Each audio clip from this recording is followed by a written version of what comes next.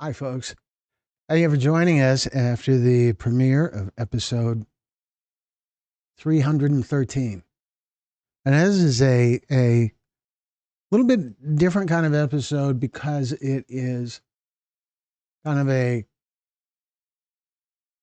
a crossover episode because there is a story of loss from fentanyl. There's also a recovery story. And I think it's fantastic that there is uh,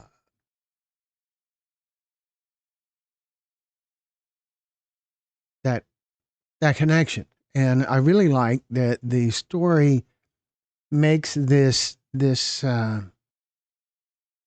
reference to what happens in the other room. When you we talked about it a little bit on the last live. They didn't in the other room when we're recording these stories at what we call storytelling summits. In the other room are people who are waiting to share their story or people who have already shared their story and decide to stay a while. And that's the room where they there's a form that people fill out and there's usually some snacks there or food or whatever. And coffee and sometimes whole meals.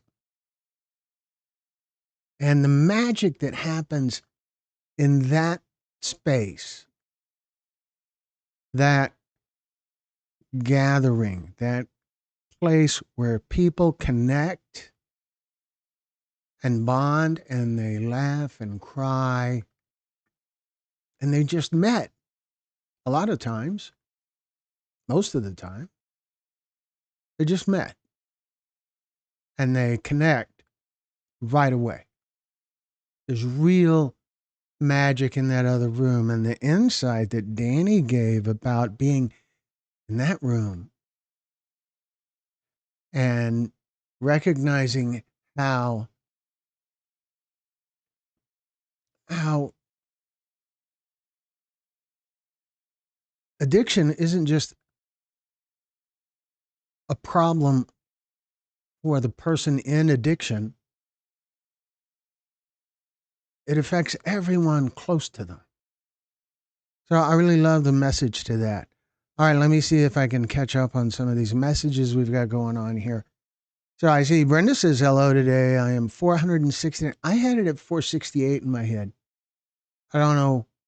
I don't know why, but I had a number in my head. I did. I'm on it. Somehow I dropped the day though. Clean of illicit fentanyl, and I will be forever grateful to this channel, Glenn, the storytellers, and chatters for helping me make it one day at a time. So glad you're here, Brenda. Always glad to see you here. Megan is kind of new to the group, but thank you so much for being with us again and for the email that you sent me maybe 2 days ago, maybe yesterday. I lose track of time. I spend so much time editing, and anyway. Let me see. I believe drug addiction requires mind, body, and soul to overcome, and a lot of support. Yeah, support is such a big deal. Having someone, the support thing is so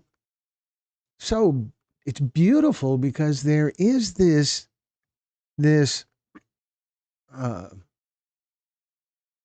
I suppose you could call it a codependency, but having someone in your corner who's a sponsor or who supports what you're doing, who wants to see you succeed, that becomes a kind of a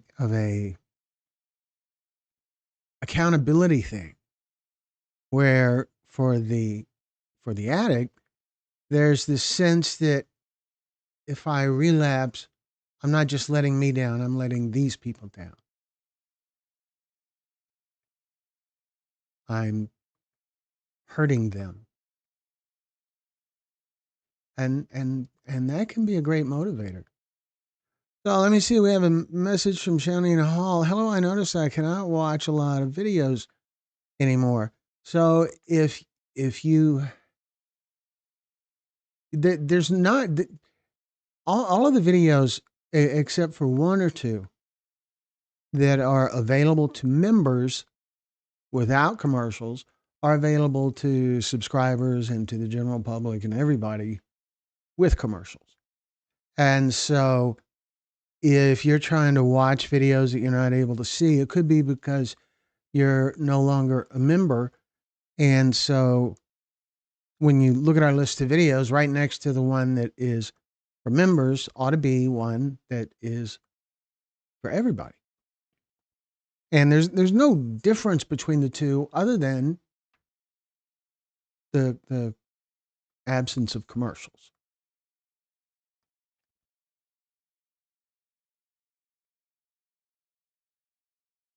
You have to be a member? No, you don't have to be a member at all.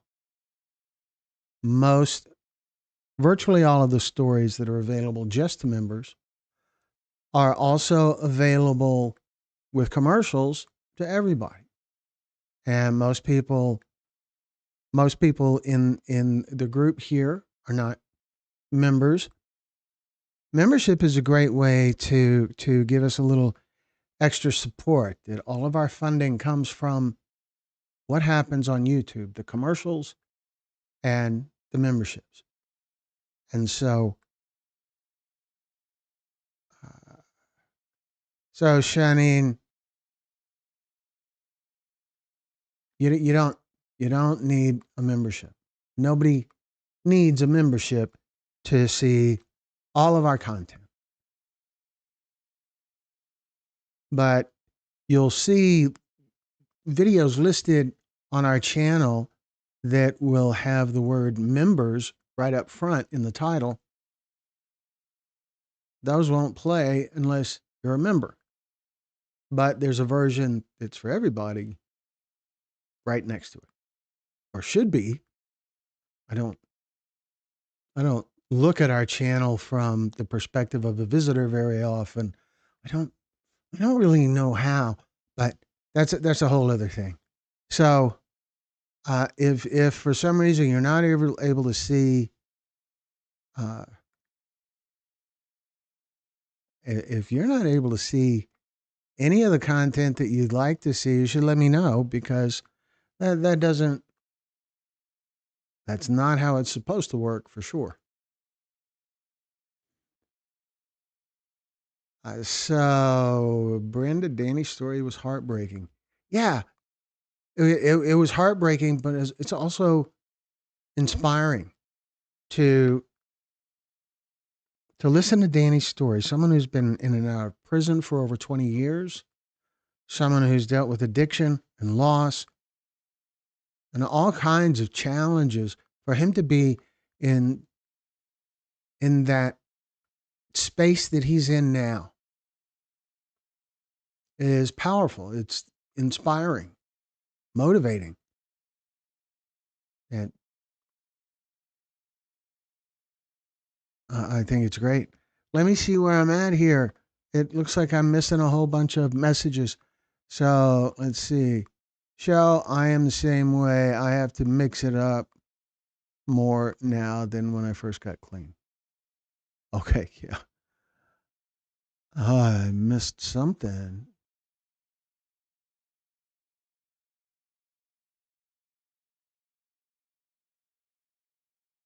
Sorry I didn't capitalize your name in my first post. Yeah, that broke my heart. It's it's fine. It's fine. But thank you.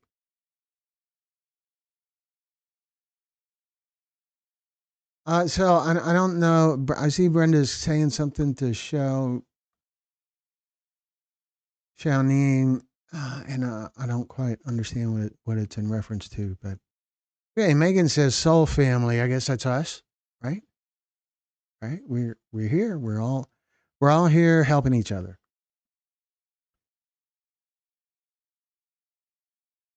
Kimberly, yes, Danny's story was sad with his recovery giving us a happy ending. Isn't that's a little bit out of the norm for our stories about fentanyl on our channel.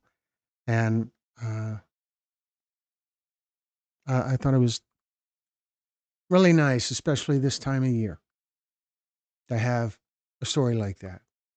I believe our next story will also be a recovery story. I believe it's still kind of up in the air. We have some of each that are in various stages of production, but I'm way behind. So you have to be a member.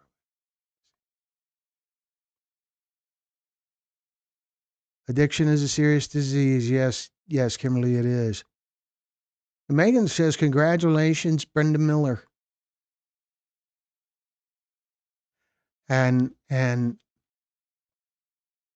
I feel like that's awesome. This whole we, we the people here root for each other. People here are they're like extended sponsors or just this. It's this wonderful environment. Rat on a Cheeto.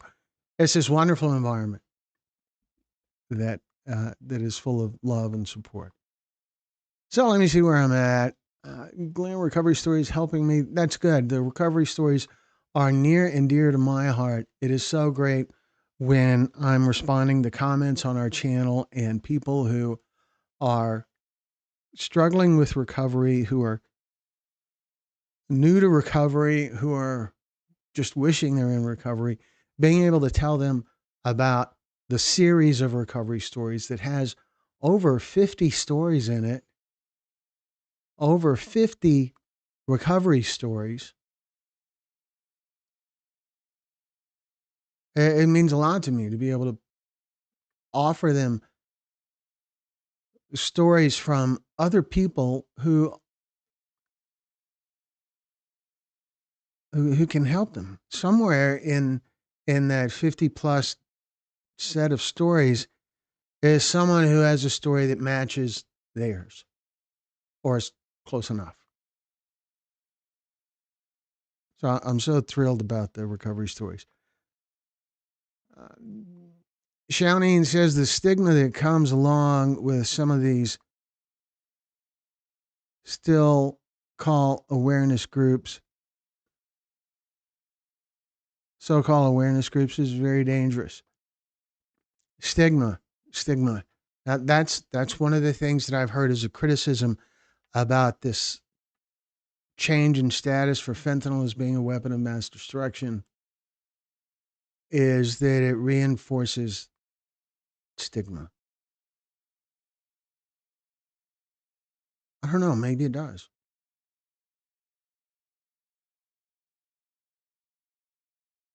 Es, okay. Escanad TV. Escanad TV. Hi, I love this kind of content. Simply thanks. Uh, I hope that you've seen some of the other content on our channel. Aside from the fentanyl related stories, there's stories about addiction recovery, human trafficking, domestic violence, cannabis induced psychosis, stories about healing using full extract cannabis oil as a medicine. There's also impaired driving stories, and there's a few stories about peace officers. There's a series called American Peace Officer, and we don't have as many stories in that series as we would like, but we're working on it. It's a little bit of an extra challenge because if a law enforcement officer shares a story, chances are command staff needs to approve it if they're still officers. And so Brenda says, "Show, I don't think that you have to be a member, but Glenn does put out a members only version a few hours early. But once the premiere happens, you shouldn't have any trouble watching." Glenn can answer this better. I hope I have. Awareness is key. Yeah, awareness, understanding, because it's not just, and we all do it. We all slip into that little bit of a perspective. Well, he wasn't an addict. He was, and that is just another way of reinforcing the stigma. And there's no there's no place for that.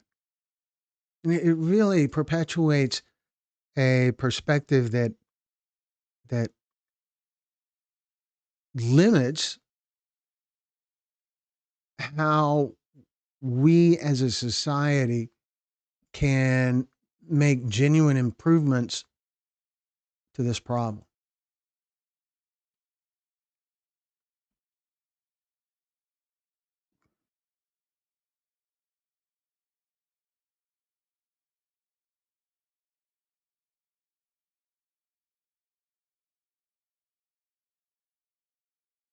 Wow, I'm behind.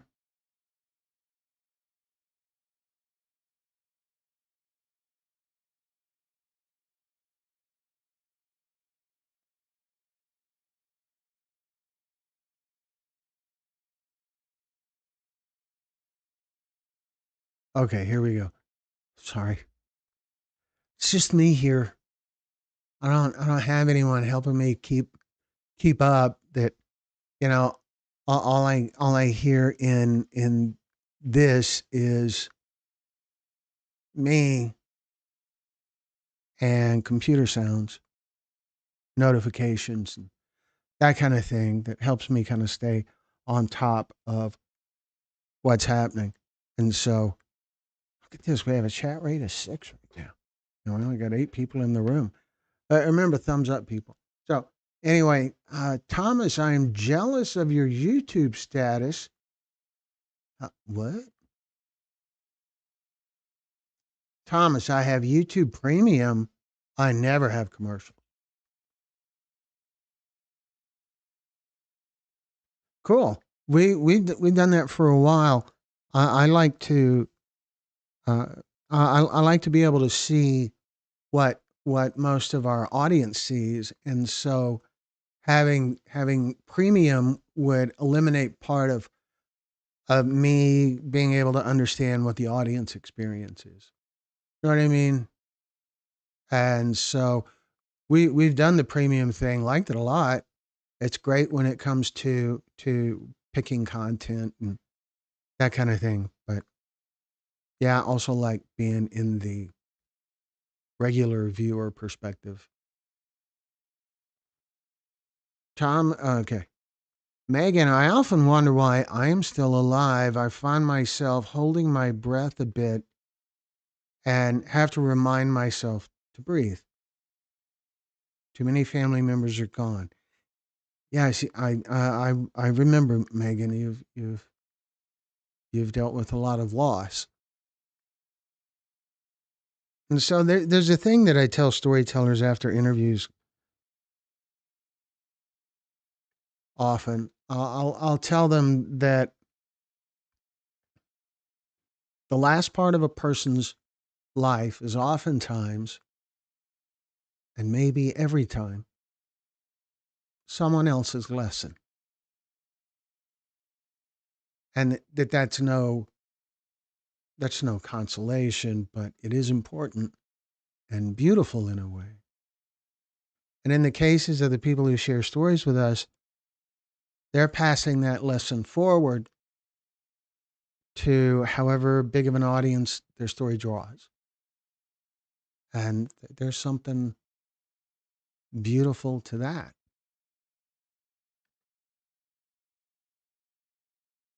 And Kimberly says, Megan, we are here for you. And that's for sure, we are. Eskin, since you like this content, you should keep coming back. You know, I agree. I totally agree. But people who don't like this content should come back too, should argue. Now, there's most of the topics that we address are I don't what? Okay, sorry. Just see, I get confused. There's sometimes some of the things that happen on the the information that I see uh, it doesn't make sense to me. I guess I should spend more time learning how all of the nuances of YouTube work, but I'd rather spend the time on developing more stories.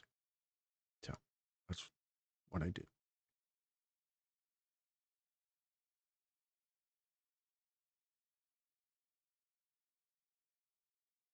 Megan says it's inspiring to know he's still here. Do you mean Danny, the storyteller in this last story? Inspiring to know that he's still here. Yeah, he's you know during this story and several others are from a summit that happened in Ridgeland, Mississippi, and there were several storytellers. I want to say there was three,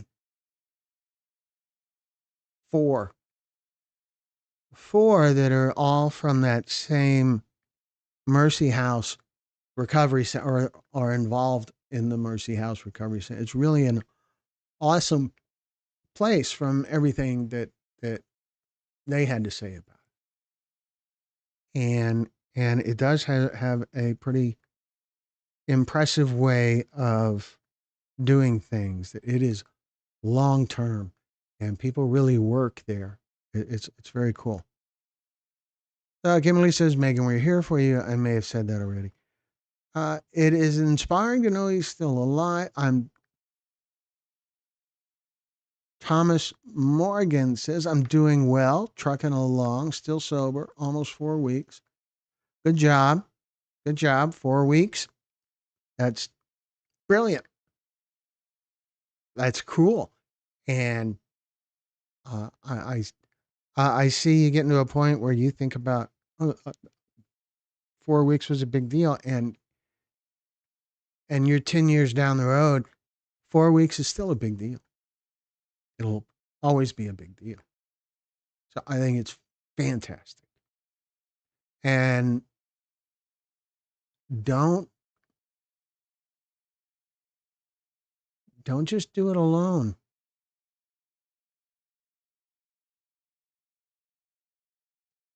Let others help you. It's wonderful that you're sharing it here because we I think I think everyone in the room loves hearing about that.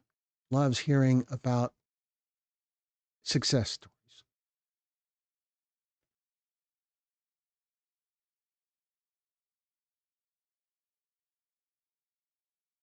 Brenda says, Morgan, you are here because God has a plan for you. I thought I was going to die in active addiction. Then then I left awful for I felt awful for all these babies who have died when I would have happily gone in their place. And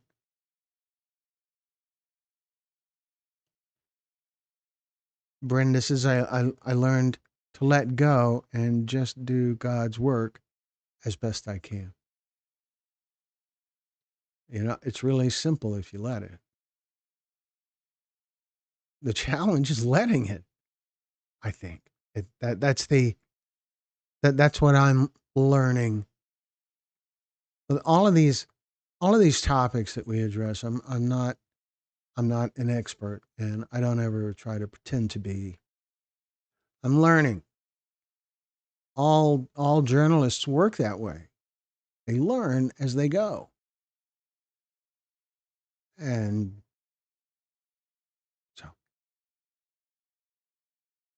I have learned a lot about fentanyl and about recovery and and about impaired driving and about cannabis induced psychosis and all of these important topics that more people need to know about. So I'm very, very grateful for that.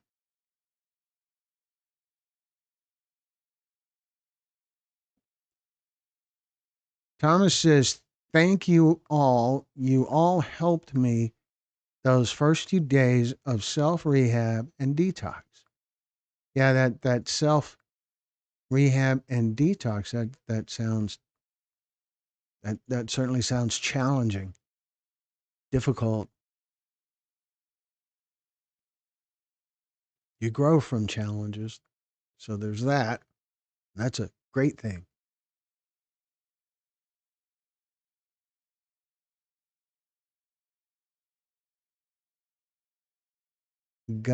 Kimberly says, God is best recovery. Shoneen said, what it was supposed to say is it's sad.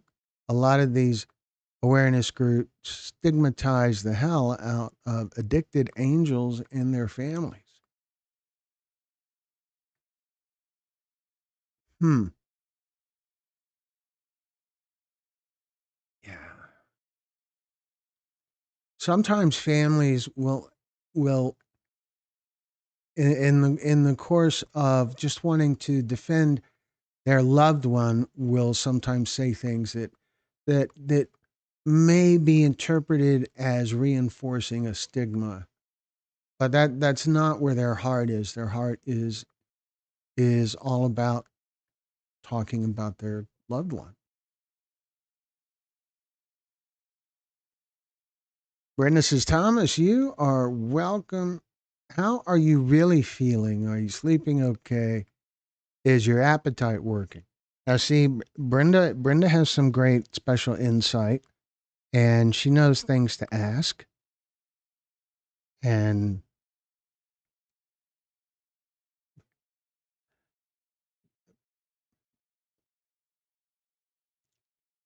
maybe, Brenda, maybe that right there is part of why you're still here. Is because you're helping others, just like you just did, just right there. I bet you are doing that all the time.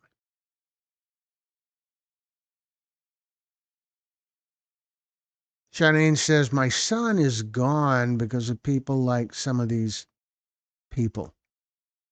This is why I cannot tell my story when you're in Florida. Well, we're here, and I'm sure we'll be in Florida again if you ever decide you want to share your story. So I'm sorry you're in that kind of circumstance.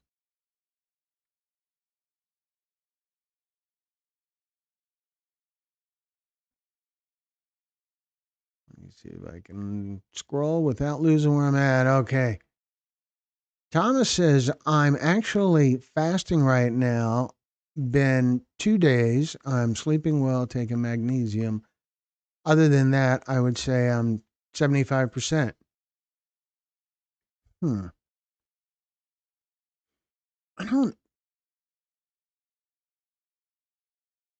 coming up with 75%. I think that I'm choosing to hear that as being optimistic. That 75%, that's close to really good. I don't know. I don't know if I don't know how to set where I'm at.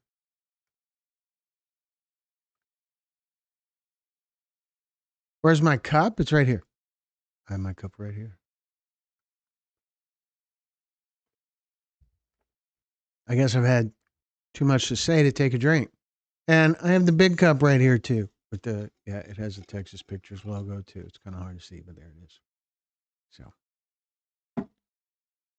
anyway, for a while we were given those large mugs to local event coordinators, but we're out of them now, except for that one. And I like having it. So anyway, Thomas says been running a lot of miles, almost 4K a week. Now that's awesome. I used to run a lot, and life happened, and I don't run like I used to, but I do keep thinking about getting back to it, and there is something wonderful about running that I wasn't that I would have never believed before I started running, and I started running when I was in my mid 40s,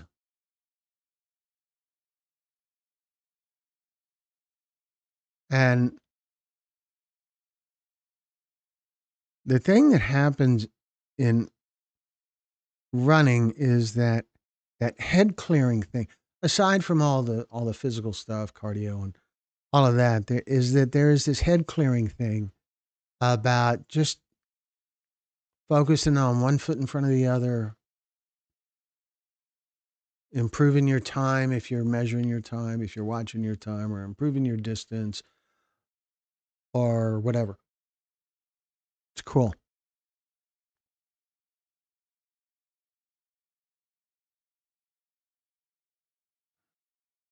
Midwest Mama. What episode are we talking about? Sorry, I'm late. It's episode 313, and I don't. It's a weird spot that by the time it gets to the point where the episode is on our channel, I I always love the story. So and there is no this one's special. They're all special. But there's some things that are unique about this story because the storyteller talks about the experience of meeting parents that have lost someone at our storytelling summit right before his interview. And that insight that he shares in the story, we've done over 300 stories, and that's the first time we've heard that in an interview. So, Shouting, there's two big groups that sent my child's mugshot across the country because he was an addict, and with addiction comes a record. He passed away just like everybody else's child. Yeah, people do that. I've heard this expression, and holy cow, I can tell you it is true. Hurt people hurt people. Get what that means? Hurt people hurt people. And it is part of that grieving process, and people look for someone to blame, someone to be angry at. It is a human nature thing. We all do it. We do it as a culture. It it in our culture, we have had other cultures that we hate, we want to hurt. It's a human nature thing. Not particularly pretty, but it's a human nature thing. I've been fortunate enough to travel a lot in the video production business, mostly making industrial productions, training and safety videos. But in the course of doing that, I have been all over the world. I've been to every continent on Earth except Antarctica. And what I've learned is that people are all basically the same. And I'm sure there's some people out there who might disagree with that. Where you been? People are the same. It's the governments that are different. And so every place that I've been, I've been to, I've been to Moscow. I've been to India. I've been Delhi in India. I've been to Australia. I have been to Kuwait. I have been to the United Arab Emirates, and I've been to Egypt, and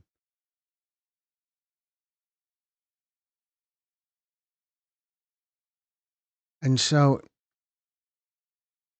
all of these places, everyone treated me at least as well as I treated them, except for one time in Paris. But that's a whole other story. But that was just one time, and I've been to Paris like 4 times. And so could be that I was being a jerk and I got a jerk back. So anyway, Glenn, what episode? Okay, we did that. There's two big groups. That is terrible, Shouting that that that thing. Some of our stories, some of our stories are the lost loved one was a dealer.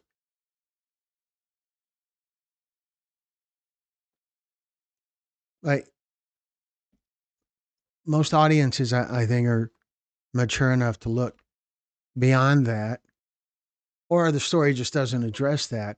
Because there are dealers out there, lots of dealers out there that are just subsidizing their own habit as best they can. They're going through the same struggles as any other person in addiction. They're still people. And on the other side of all that could be a kind of life that Danny found. And Danny is helping others a lot, a lot.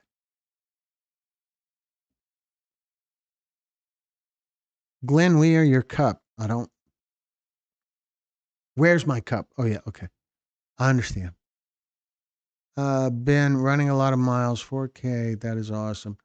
Thomas, thanks for being honest. Now, why are you fasting? Are you replacing electrolytes during fast? Here we go. We're going all health food now.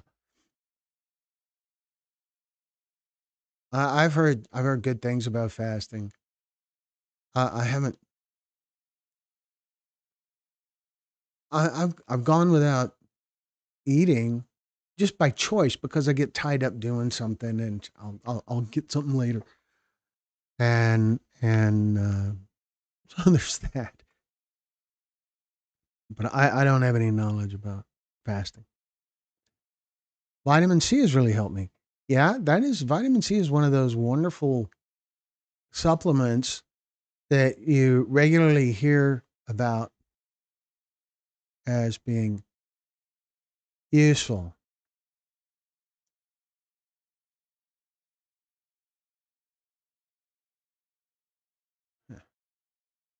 Uh, I fast all the time for God and the detox. Okay, I think that's really got to be part of the key to choosing to do things like fast. Part of the key has to be what the motive is. And so if the motive is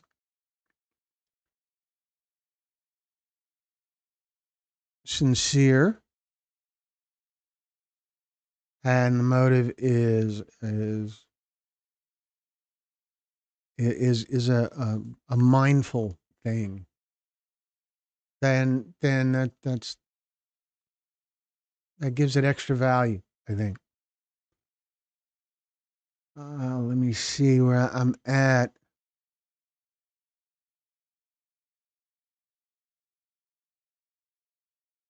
For God and to detox. Yeah. So my friend is being taken off life support tomorrow. I have so many questions I want answered. He overdosed 4 days ago. Please pray for his family. His name is Cole. Very sorry, Midwest Mama.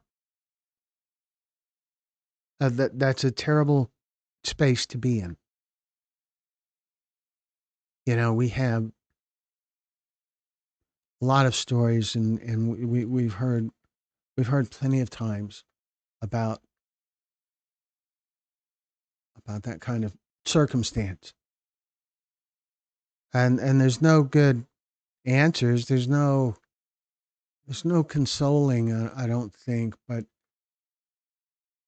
don't be alone, and don't let Cole's family be alone.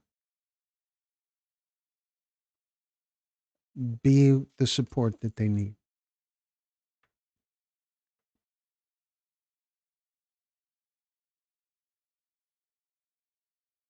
Megan says, "I'll pray for Cole. I am so sorry, your friend, and all that love him." Brenda says, "Midwest, I am so sorry for your loss.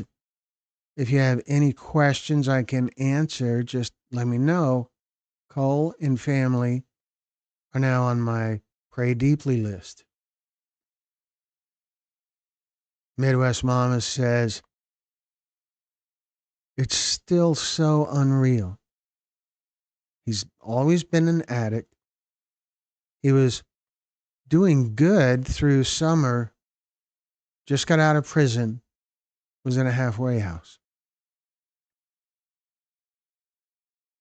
Yeah.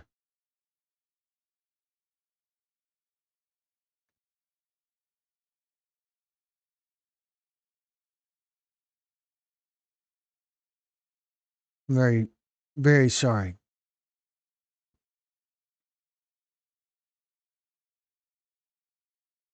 And Kimberly says, "Brenda, I am deeply praying for everyone." Thomas says, "Glenn, you're awesome, sir." Okay, now I'm going to need a tissue. Thank you, Thomas. I appreciate that. I feel so blessed to be in a spot where I get to do this kind of stuff. I get to meet so many really wonderful people, and and and grow. That I grow. I grow with them. I grow from them, and I'm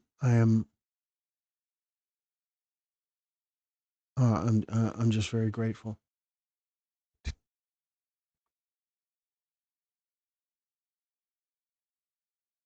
Midwest Mama says, "Where is everyone tonight?" Well, it's the holidays, and some stories, there is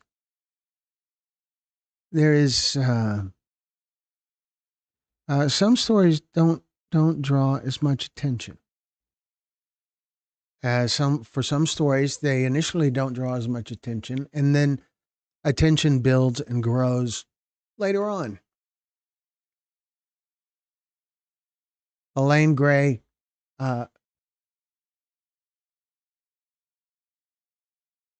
yes, thank you, Elaine. That's right. Grayson, Grayson had a clear scan today and clear blood work too. It's awesome. I'm so very happy for Kimmy and oh, Nick, was that it? For some reason, I remember mother's names a little better. Maybe it's a guy thing. I don't know.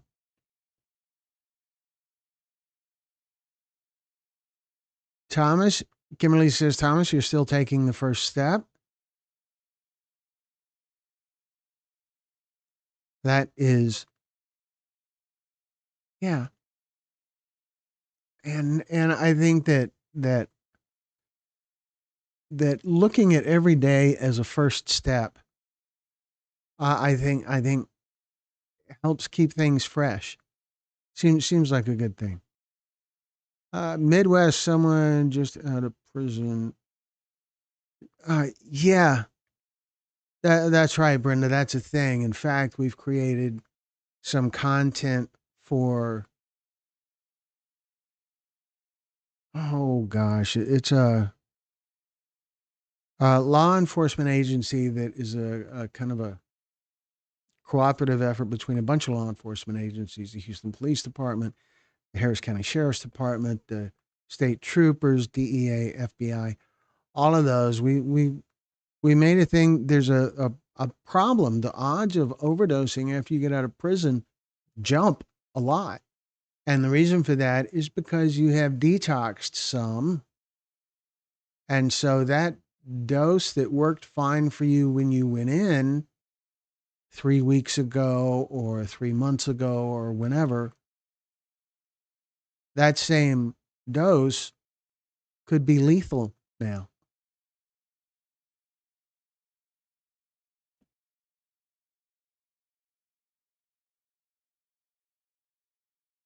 Midwest, I am sure everyone is busy getting ready for Christmas. Yeah, I think that's probably part of it as well. Megan says, I have always said I was used for an example to others, but I never wanted to be in the funeral business. I used to love photography until I was the one who did memorial videos. Well, Megan,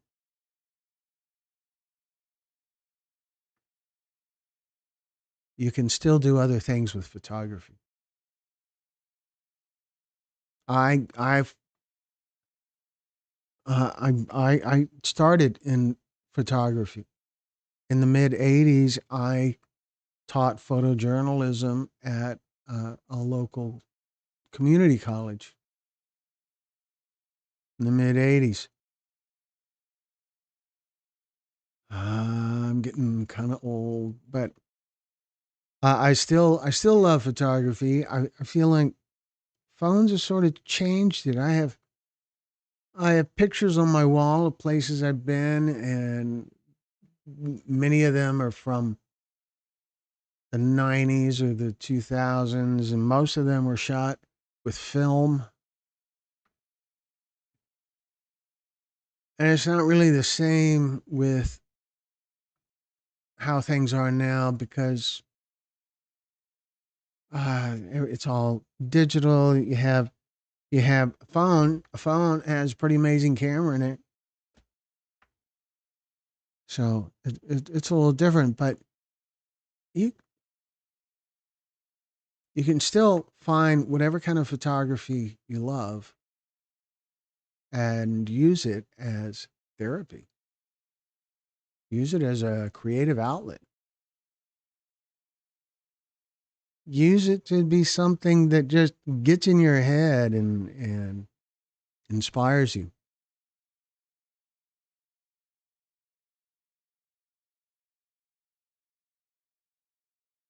Brenda says, Megan, I feel your pain. It took me 72 hours to make my sister's memorial video because emotions kept forcing me to stop. When it came time to do my mom's, I paid someone. I know, a cop out, but I couldn't. No, no, it's not a cop. No. There's a thing when someone else does it, you learn new things about whoever the story is about because the decisions made by the person who created it, what they chose to include, how they present things. So I don't see it as a cop out. I see it as a chance for you to be part of the audience. There's a thing now and then, friends friends would ask me to shoot the pictures at their wedding, and there's a kind of a it can be flattering, but there's also a kind of, well, don't you want me to just be a guest? I'd rather be a guest. And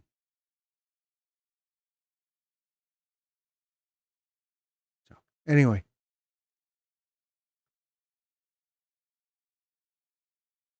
Brad, you got to get to Houston. Come on down. You should come see the traffic for yourself. It's not bad at all. Come on, Brad. It'll be great. I will show you some restaurants that are way cool. Maybe not Toby Keith cool, but way cool.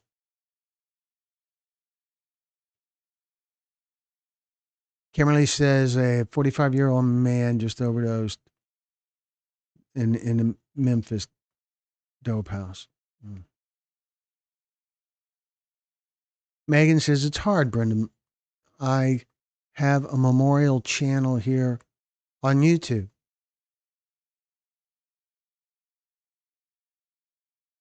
So Megan, I don't think anyone but me can post links in the chat. But if you send me the link, I can put it in here.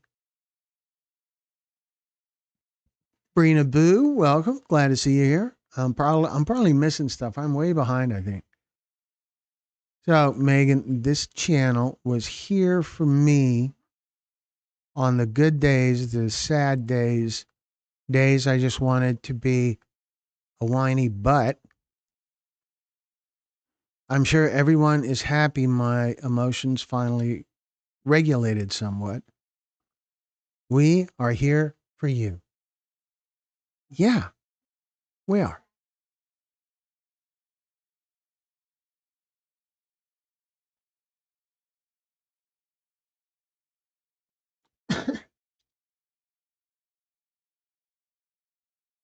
Kimberly says, Brenda and Glenn are good people here in Memphis, are still dying from fentanyl. Yes. It's still happening everywhere. And one day some other substance is going to replace fentanyl. There's other substances out there now, just not at the same volume now. But that's the thing that always happens with this war on drugs thing is all of the attention is devoted to a substance, and so entrepreneurs that are drug manufacturers capitalize on that by finding a replacement. So it doesn't work to go after the supply. It's never worked to go after the supply. Ever. We've been fighting this war on drugs for a long time. When one drug like crack used to be much more prominent than it is now. And something replaced it. And there was heroin, there was Oxycontin. And it just there's no getting rid of the supply isn't going to have any effect on the demand. And as long as there's a demand, there's going to be a problem. That's kind of the elephant in the room about all of this.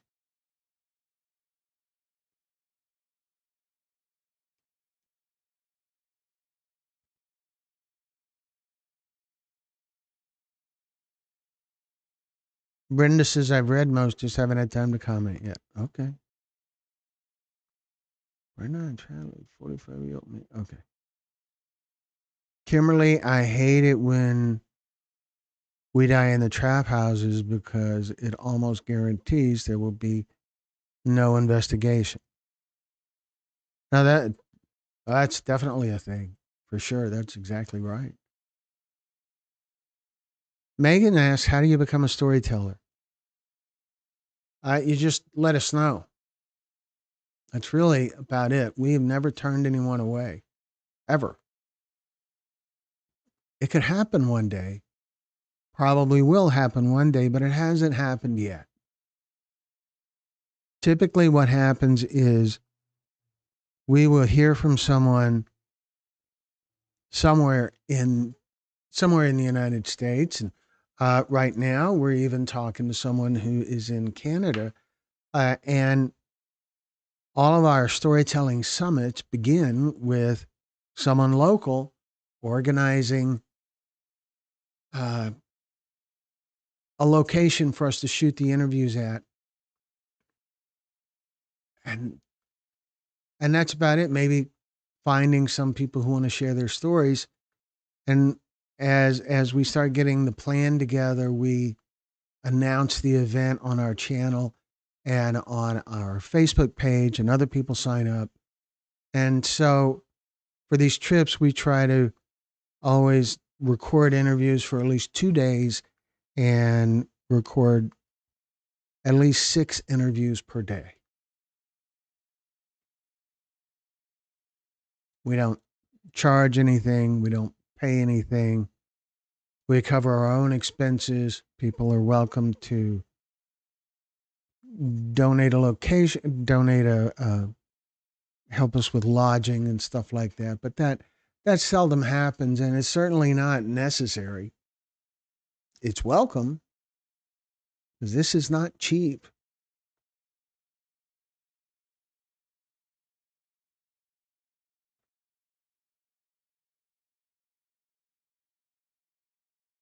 Yes, Brad, it is a self-cleaning coffee cup. It is awesome. That's why it's so expensive on our channel. It's because it's self-cleaning. As long as you just drink black coffee in it, you never have to wash it.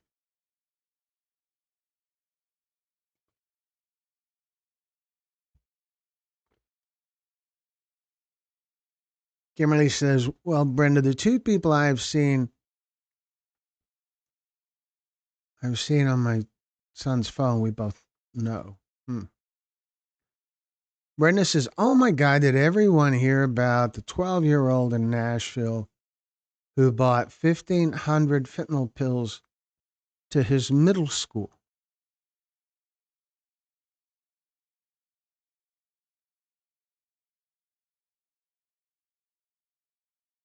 How does that happen? How do you get that many pills while you're in middle school? How do you just how do you get your hands on them? Mm. Megan says, "I saw that, Brenda, and it frightens me to think that could happen." Brad, is Carla here? I don't know. Brad, you're probably more likely to be able to answer that than me.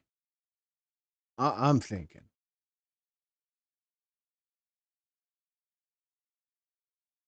Brad, come to Houston. Those parents need to be fully investigated. Something is rotten in Denmark for sure. Something rotten in Denmark. You guys know where that comes from? Elaine Gray.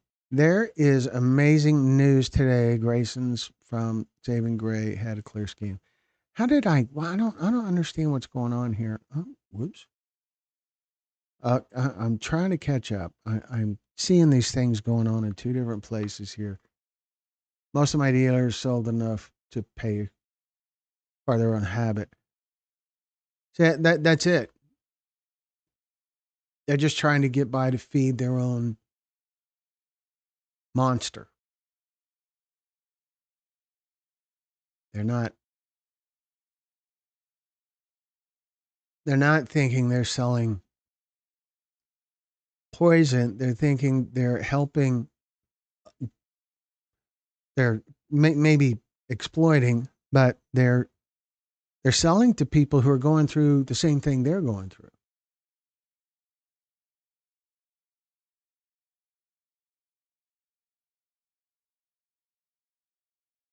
Elaine says the only time I fast is before my colonoscopy. I'm a wuss. Yeah. Well, thanks for that, Elaine. I yeah. Well, there is that. Boy, that's a quick detox, isn't it? Brenda says, Brenda, wow, what's the name of your church? I don't want to accidentally walk in on the 15th. You go, girl. What? Oh, I'm behind. God. Hey. Broward Church. You can find it on YouTube as well. Hmm. Brad, are you putting Mars on the 5-year plan? Mars on the.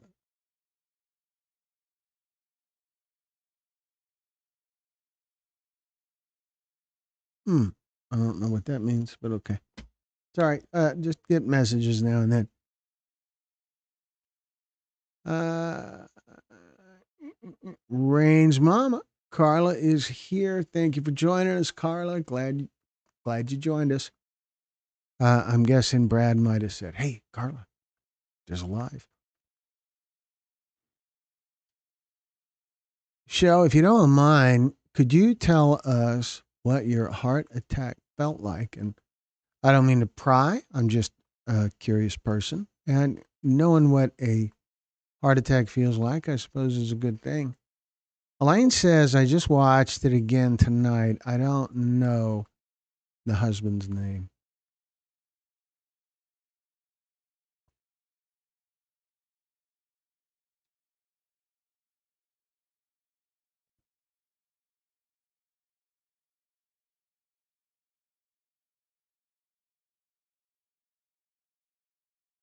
I feel like I might be missing some stuff here, but I'm trying to catch up.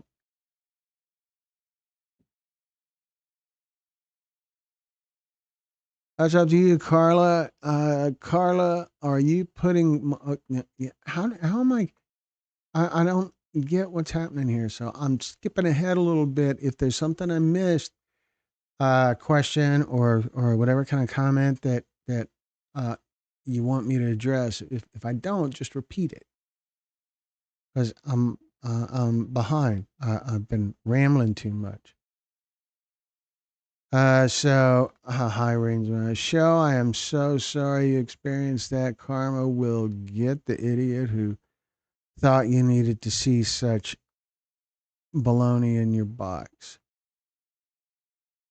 Show says, I have no heart disease or clogged arteries. Distress seeing my deceased child's mugshot in my inbox really did a number on me. And Megan says she has 60 years of photography experience. So my photography, the area that appealed to me most, or one of the areas, was is portraits. Still is that light. So if you look at the light on me, do you find yourself evaluating it and figuring out what's going on, how many lights are involved, uh, what's the arrangement, things like that. Italian Angel is here. That's awesome. Good to see you here again. Megan, you got that right, Glenn. Yeah, yeah. That's why so many people. Shawnee, my son died in a trap house, left to die, no one held accountable. Oh, jeez.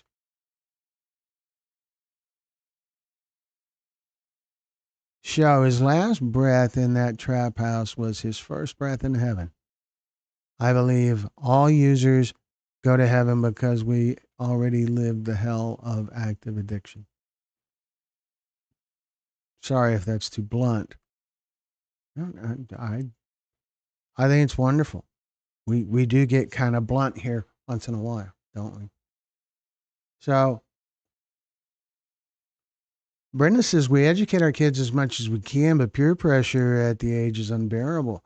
Kids will do anything to be liked and included, and I think this may get worse before it gets better. And it's not even peer peer pressure is a lifelong thing. Peer pressure. There's peer pressure now. There's there's I'm in my 60s and there's peer pressure.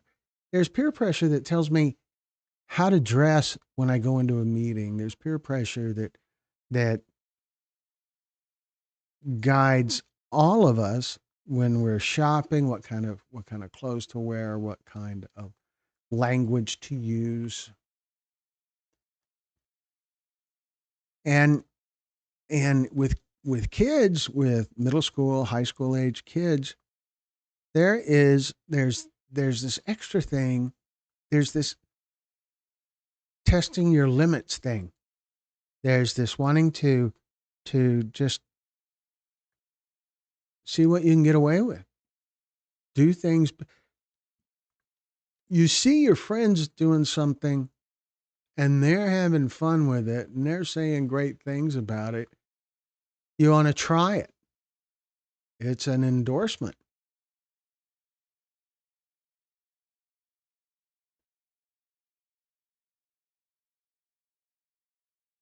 We all do educate our children, says Shawnee. Here's the thing: we educate them not only by what we tell them, but by what we show them, what they see us do.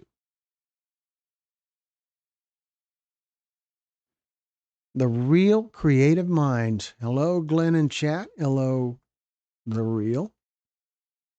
We educate our kids as much as we. Oh, yeah, I said that. Okay. No, I'm talking about other people in Nashville with the 12-year-old. That 12-year-old thing, that's terrible. Shanine says addiction wrapped its arms around my son without my permission or his. They don't want to be addicted or dead. My son knew about the drugs he had. Addiction so strong, I watched him throw up, suffering.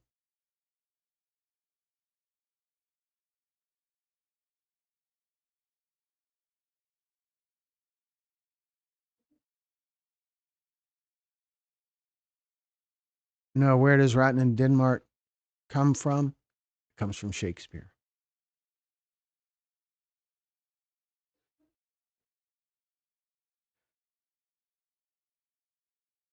I don't know.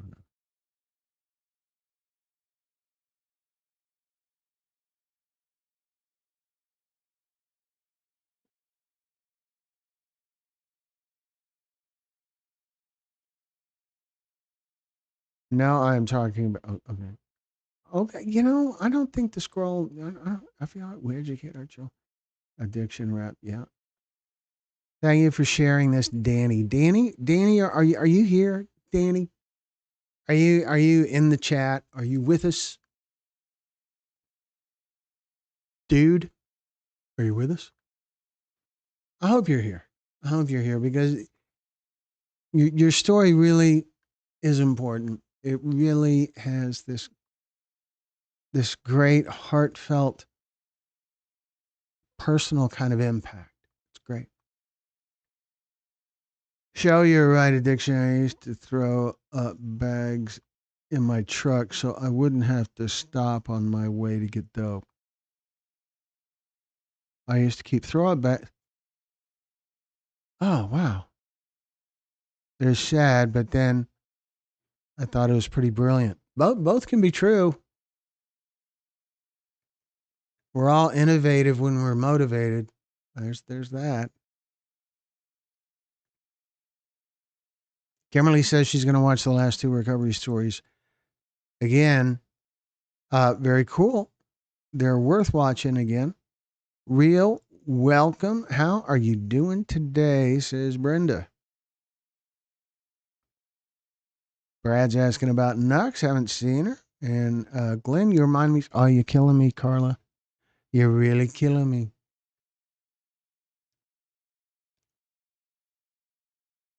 Is it because you can picture me in the Oval Office of the White House? Is that it?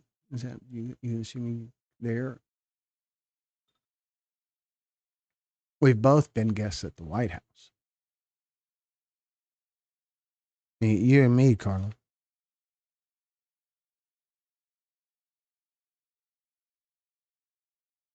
Uh-huh.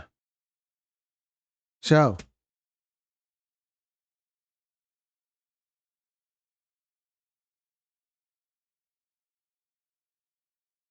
Mind you, Greg. Cool. That's brutal. Carla, didn't you tell me your coffee cup has to be washed? It's not self cleaning. Well, you're doing it wrong. Black coffee, just black coffee, and it cleans itself. You won't see any dirt. Brenda, this is real. I am doing amazing, except I just realized our 43rd anniversary is Tuesday and I haven't even thought of a gift. Tip is don't get married the Friday before Christmas. On Sunday, it will come to haunt you. Yeah. Well, there's a benefit. You're less likely to forget it. There's that. So, what kind of gift to get? I don't know. Uh,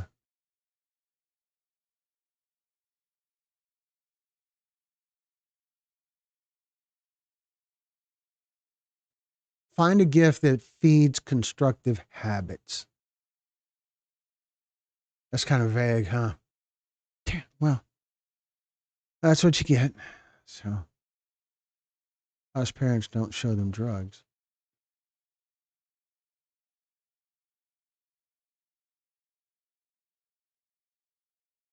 Well, probably true. Us parents don't show them drugs, but some parents show their kids that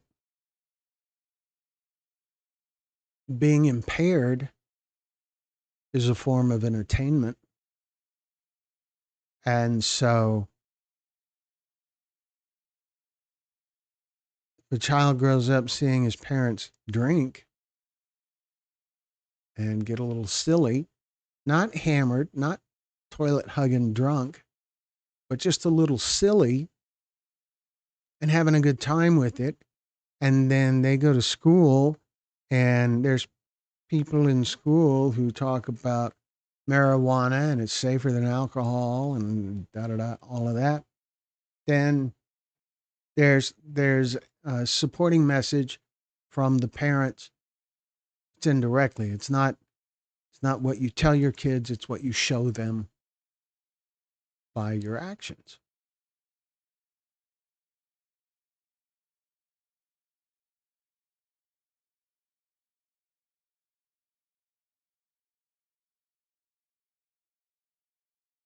Congratulations to you, Brenda and Thomas. This says Kimberly. And the real creative minds, Brenda, thank you for the advice. Danny was really great to talk to at the summit. Yeah. Yeah. I loved. So Megan's a sponsor. Megan's become a storyteller sponsor, a member. Thank you for joining us, Megan. That's awesome. So Danny was great to talk to at the summit, says Don. Don's in a couple of pictures that's in Danny's story showing the summit. And yeah. So Don, you saw the insight that I'm assuming you saw the insight that Danny shared about his experience being in the other room. We need to give that room a name, I think. I mean, we could call it the green room, but that's too show busy.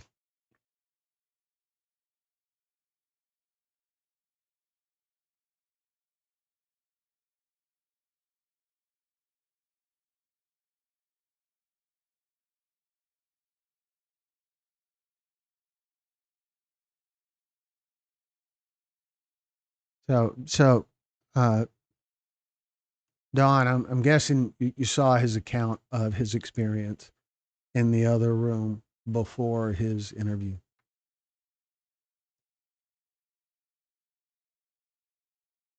May okay, sorry. Let's see. My son was addicted. I'll get back to what got me tickled here. Uh,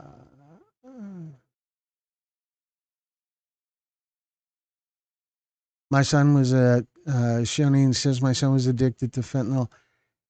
That and meth were his drugs of choice. We as parents aren't the ultimate control. They are,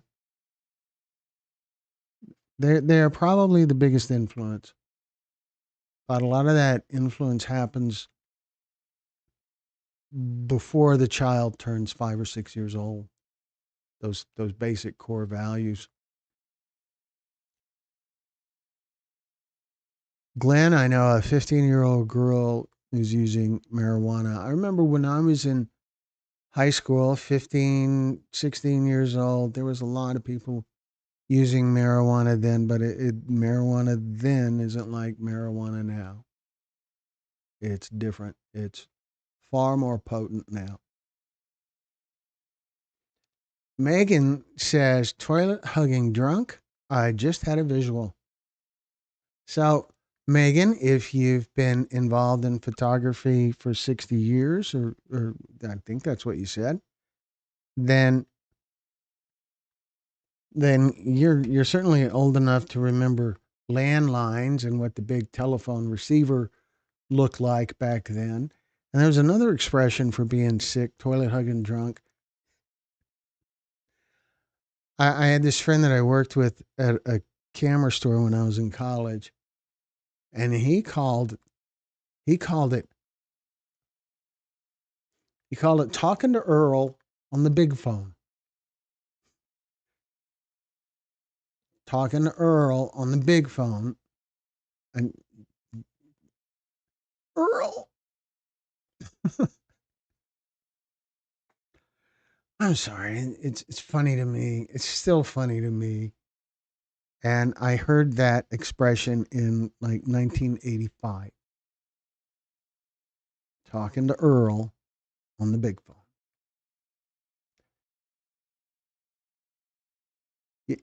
Don says, yes, I was glad to hear his story. I'm thankful for his testimony. Yes, we talked before his interview. He was really sad for us all. Yeah, we can always do storytelling summit on dangers of fentanyl. We're always game for that. Shani, when I first let my husband know I was addicted, he asked if my addiction was his fault. This absolutely broke my heart. Never in a million years would I think he blamed himself. No one causes it.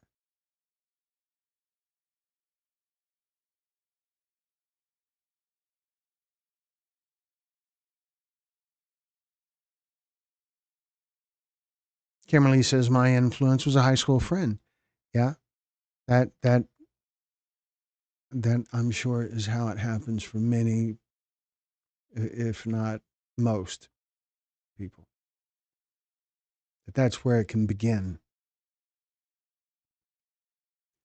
Shannon says addiction does not discriminate, nor do we as parents show them as children. I didn't.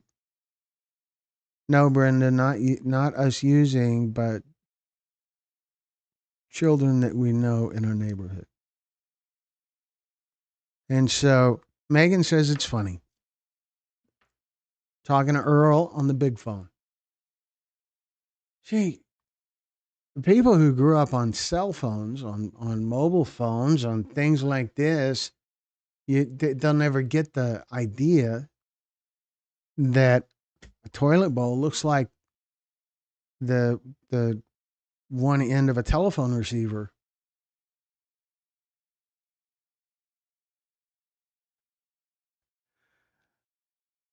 Earl. Yeah. Talking to Earl on the big phone. So we've degenerated pretty substantially here if we're talking about that. So it is probably getting close to time to wrap things up here. What's my secret? Well, if I tell you my secrets, Brad, then they're not secrets anymore. All right. Come to Houston. Really. So what we have coming up next, we have we have the holidays. Christmas is what? Christmas is a week away, and so our published stories are probably going to slow down just a little bit for the next couple of weeks, and we are going to try to do our best to put up stories for the rest of the year that are stories with happy endings.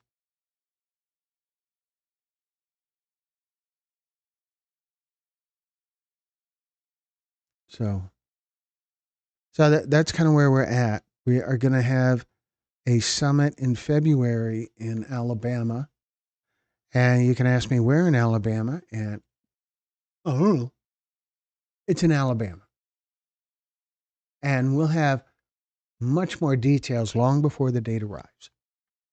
So, I don't know where in Alabama, but I will know.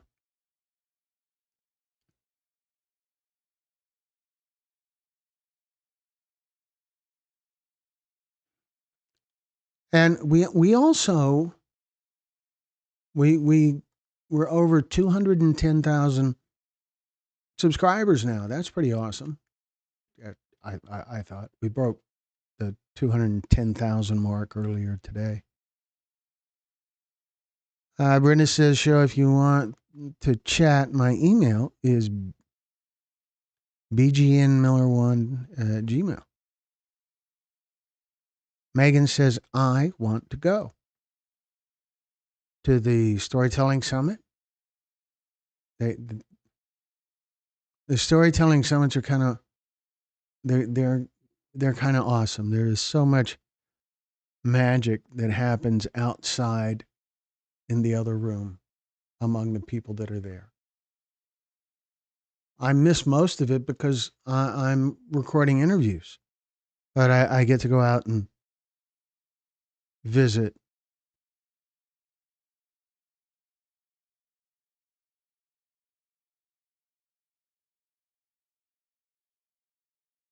We are just 15 minutes from Gulf Shores where we will do the summit. Don, what? You got to decode that for me. And I like to always stress Brenda's message that she shares when we're about to wrap things up because it is such an important message. What you take for granted, someone else is praying for. What you take for granted, that thing that is no big deal to you, someone else is praying for.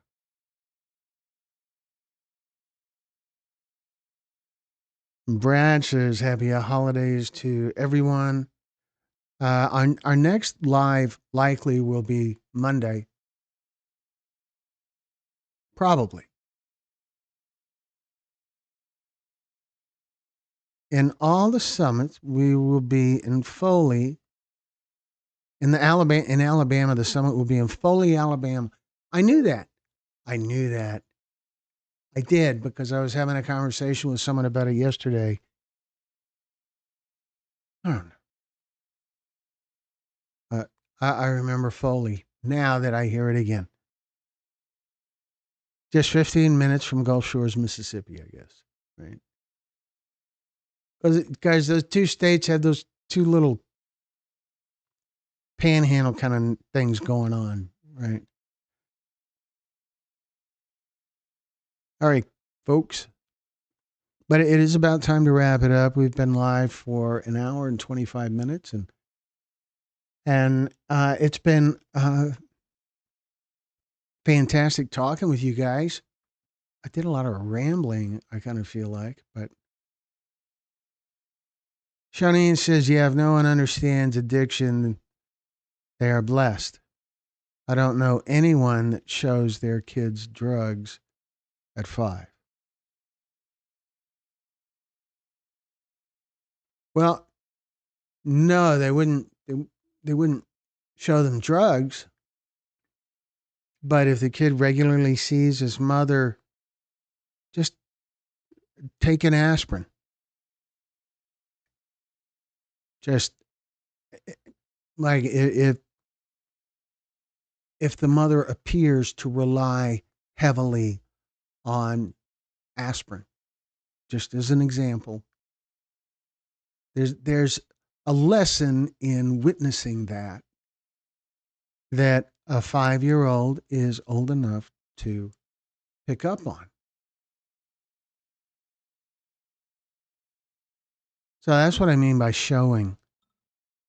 It isn't showing like saying, look, this is heroin. It's not like that. It's behavioral things that kids learn from. Those little subtle things that you don't think of if you're not really uh, if you're not really focused on it.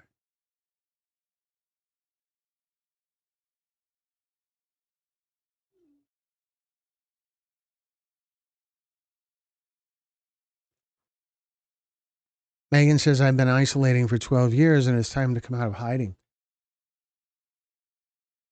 Uh, that sounds like a great idea, Megan. You got to go at your own pace and you need others to support you. Like like like us. Like the people here. But not just the people here. Maybe people at church or in some other kind of organization, AA meeting, Al Anon meeting, things like that.